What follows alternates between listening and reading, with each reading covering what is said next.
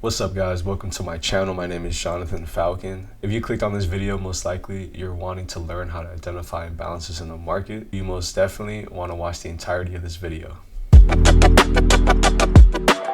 This right here is a perfect example of an imbalance. A lot of people have the misconception that price has to go into the order block to be able to see a rejection from a certain price level. But what they don't know is that sometimes imbalances get filled. For example, this wick right here inside of this green box, and then it starts to reject from that area.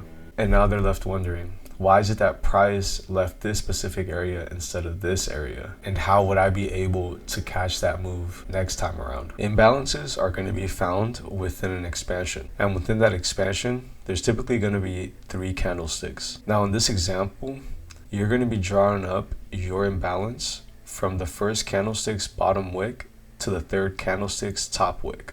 As you can see right here, I have them circled. That way you can easily identify them. From that point moving forward, what I do is I drop a box from that wick to this wick, and then I drag it across, waiting for price to retrace back in there. Once price retraces back in there, I now wait patiently in the smaller time frame for some signs of redistribution for a sell, and that's how I take my entry. And vice versa. I know that the candlesticks are a little different, but I just switched it around. This is going to be in a buying opportunity. Right, price will give you that downward trend of lower lows and lower highs being created as price impulsively shoots up to the opposite direction and closes above the current lower high, giving you first signs that price is willing to shift in the opposite direction. You then have 3 candlesticks forming. Within those 3 candlesticks, you're going to draw from the first candlestick wick to the third candlestick wick an imbalance in between there. That's going to be the footprint that the market leaves behind for price to eventually retrace back into and then expand from. Alright guys, before I go further into detail on this example that happened overnight, I want you guys to hit that subscribe button, like, comment, and share for free gems here on YouTube. On this channel, I am going to be putting way more content, so make sure that you share this with somebody that's also looking for free valuable knowledge, so that way you guys can also develop a strong edge to be able to maneuver through these markets with confidence. Without further ado, let's get straight into it, man.